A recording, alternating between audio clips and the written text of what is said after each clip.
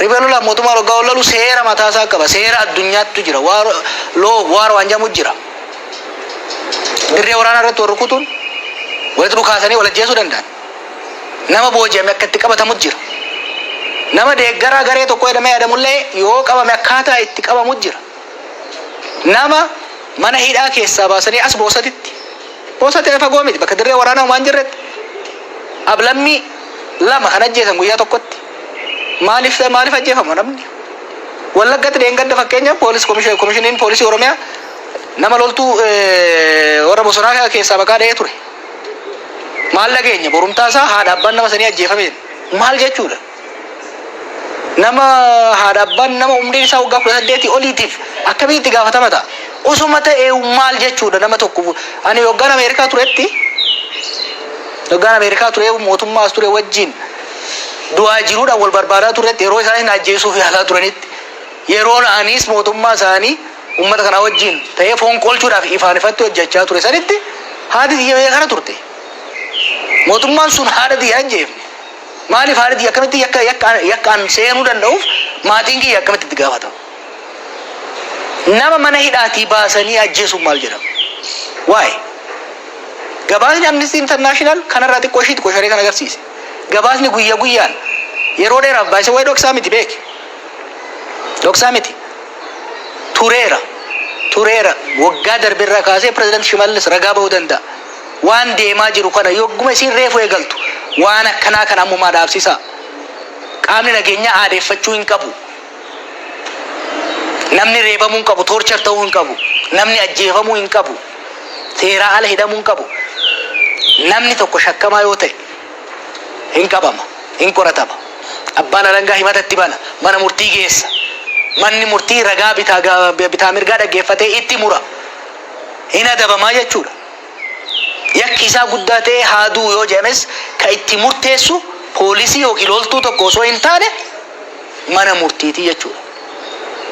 Malee nama lafumaa gadi fuudhanii tumuun ajjeesuun akka fedhanitti osoo mana murtiin geessin hidhuun kanaaf miti kan qabsoofne kanaaf miti ilmi namaa kan biyya kanatti dhume. Sirna wayyaanee bar Tigree waan ta'aniif waliin lolleeni. Miti Tigree waan ta'aniif miti. Hidhaa fi ajjeechaan nama keenyarraa haa dhaabbatu jenneeti. Manni hidhaa afaan Oromoo dubbachuu haa dhaabbatu jenneeti. Namni seera ala hin hidhamin, namni hin ajjeefamin, hin gidirfamin, hin tumamin jenneeti. Ammas yoo kan ta'u taate mootummaa kanaanis wanni wal dura nu dhaabaa jiru namni keenya ajjeefamuu hin qabu. Namni keenya seera ala hidhamuu hin qabu. Namni keenya reebamuu hin qabu. Maal jechuudha? Waggaa 150 alagaadhaan reebamaa turre har'a immoo jara keenya warra jennu namni keenya waggaa 5 ajjeefamu. Akka hoolaatitti goronootti naqamee walirra ciibsamee hidhamu. Deettuun waggaa ajjeefamtu maal jechuudha? Kana callifnee akka teenyu yoo ka'ee kan taate abaddan this is not going to happen. We will not tolerate. Gaafa wayyaanee isin callifne har'as hin callifnu jechuudha. Kana beekuu qaba qaamni dhimmi ilaalu kamiyyuu. Dhumarratti waan si gaafadhu qaamoleen mootummaa yeroo garaagaraatti warri karaa kaasuu barbaadan aangoof jecha dantaa siyaasaaf jecha warri fincilaa kaasuu barbaadan jedhanii warri hamatan ni jiranii warra kana eeruu baatan illeedha. Kanarratti yaadi kee maali? Paartii biyya bulchuu wajjin garaagarummaa ilaalchaa qabna. Gaagamni siyaasaa biyya kana akkamitti furamuu qaba kan jedhu irratti garaagarummaa ilaalchaa qabna wal mormaa jirra. Gaagama heera mootummaa uumame akkaataan isaan ittiin deeman sirrii akka hin taanee fi mariif waliigaltee qofaan akka ta'u wal mormii qabna. Kun hojii siyaasaati waan biraati kun. Kuni falmaa siyaasaati. Kuni atakaaroo siyaasaati. Nama ajjeesuun garuu siyaasa miti. Nama mana hidhaatii baasanii rashanuun siyaasa miti. Nama magaalaa keessatti maaliif nu laalte jedhanii tumuun siyaasa miti. Nama osoo himata ittiin banin guyyaa 15 ji'a 2 ji'a 3 hidhuun siyaasa miti. Kuni sarbamuu namummaati. Kuni namummaa namarraa mulquudha. Oromummaa namarraa mulquudha. Kuni garaagarummaa siyaasatii miti. Tokko kana lammaffaa waa'ee fincila itti beeyna. Mormiis itti beeyna. Itti guddanne itti dhalanne itti guddanne hin dhaalle. Hin fincilla yoo jenne uummanni kun finciluu qaba jennee gaafa murteessine hin goone hin labsine kun rakkoon qabu. Kana yoo shakkan nu eeguu qaban rakkoon hin jiru. wanne dukkana keessa deemnee fafakkeessaadhaan duuba deemnee jennuuf hin jiru. Labsaa turre kaleessas nu beeku. Labsaa turre hoggaa labsin immoo guyyaasaa bakkasaa naamusa hordofamuu qabu, tarsiimoo hordofamuu qabu. Code of conduct clear lafa keenyatti kan ittiin deemaa turre. Gara fuulduraas hin goona kana beekuu danda'uu qaban. Hin goona yoo adeemsi seeraaf sirna adeemsi dirree siyaasaa keessatti godhamu hin danda'amne ummanni sun mirga isaa deebisuudhaaf finciluu qaba jennee gaafa murteessine hin labsina kana. Akka amma isaan yaadanitti biyya keessa waan jiraniif kanan godha yoo kajaan taate isaan wrong. Nuti qabsaa'ota qabsoo biyya kanas kan galle qabsoo fi biyya ala soggaa turre qabsoorra turre jechuudha. Kanaaf siyaasa fafakkeessaa keessa seenuu barbaadu. Ammatti kan mootummaa gaafachaa jiru clear and clear. Kuni gaafii siyaasaati miti. Gaafii lubbuuti. Ilmi Oromoo intalti Oromoo har'as gadaa kana keessatti ajjeefamuu hin qaban. Seeraan ala hidhamuu hin qaban. Torchar ta'uu hin qaban. Dhaabbachuu qabaadha jechuudha. Kun kana dhaabuun immoo hunda caalaa mootummaadhaaf faayidaa qaba.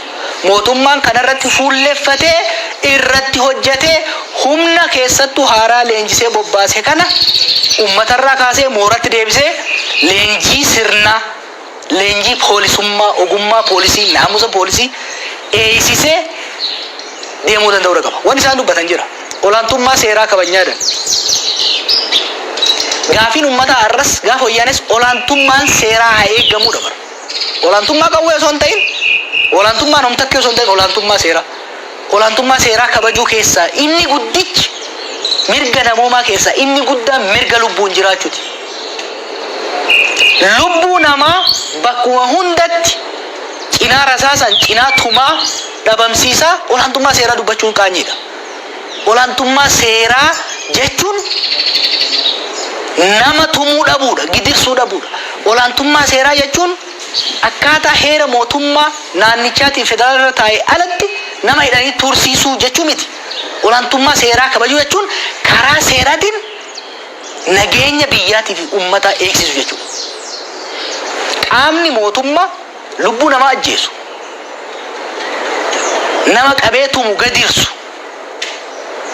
seera malee mana hidhaa keessatti ukkaamsee tursiisu, mana namaa gubu, olaantummaa seeraa dubbachuu hin danda'u. Ani qondaala mootummaa tokko yoon ta'e waadaa ittiin gallu jira bara. Qondaala mootummaa naannoo Oromiyaa taatee gaafa shuumamtu caffee duratti heera mootummaa naannoo kanaatiif kan biyya kana kabajuu fi kabachiisuudhaaf. It's not one way street. Kabajuu fi kabachiisuudhaaf. Kabajee kabachiisuudhaaf. Seeraaf heera biyya kanaa nama kabaje qofatu olaantummaa seeraa kabachiisuu danda'a. Heeraaf seera biyya kanaa osoo hin kabajin miilaan irra deema, ajjeesaa, torchar nama godhaa, mana namarratti gubaa, haadha abbaa nama ajjeesaa, daa'imman ajjeesaa, gidirsaa qaama biraatiin olaantummaa seeraa kabaji jechuun akkamitti danda'ama? Hin danda'amu.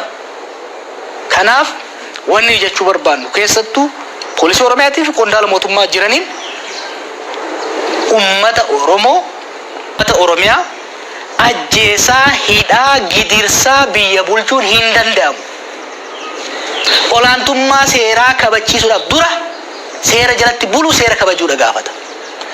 Ummanni Oromoo immoo ifateera ajjeefamuu. Ummanni Oromoo akka hoolaatitti abbaan arge qe'ee keessaa fuudhee isa hidhuu ifateera. Ifannaan finciletti warra baankiif taankii isaa abdatee waggaa 27 irratti fincaaraa ture kan likkii galchee qe'ee ofitti galcheef waan biraatiif miti. Ajjeefamuu, hidhamuu, saamamuu, dhiitamuu waan ifateef. Har'as afaan Oromoo dubbataa ani Oromoodha jecha sin ajjeesaa ati gajjeeyina jalatti buli. Sin dhiita ati naa dhiitami, sin saama ati naa butami jechuun is not going to work biyya kana keessatti. Hin fudhannu jechuudha kana. Ummanni kunis hin fudhatu sin qabu jechuudha. Kuni siyaasa miti. Kuni siyaasa miti. Kuni waa'ee namummaati. Kuni mirga uumamaan Rabbi nuu kenne. Ka ummanni keenya immoo lubbuu isaa aarsaa godhatee diina harkaa baaffatee goonfateedha.